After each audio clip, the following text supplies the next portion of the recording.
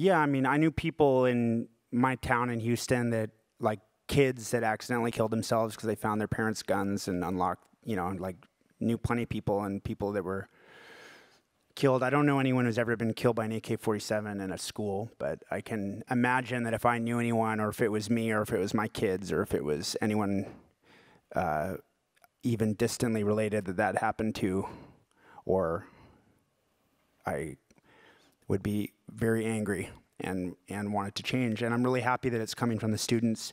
I really noticed in Montreal, like when Occupy Wall Street was happening in the US, there was a really beautiful student movement in Montreal to kind of stop the tuition hikes. The province was trying to increase tuition by like 3 times. And I went to a rally where there were like 300,000 kids out in the streets. But the thing was, they kept it up for like 6 months. It just kept going and kept going. It wasn't just this one flash in the pan kind of hashtag thing. It was really, they really stuck to their guns. They did this beautiful technique of playing pots and pans every day at 5 p.m. and this beautiful sound kind of filtered through the city of Montreal. And I felt like it wasn't my generation. It was a generation younger than us, but it felt the way when I read about the 60s, how it seems like it might have felt. And it really gave me a lot of hope.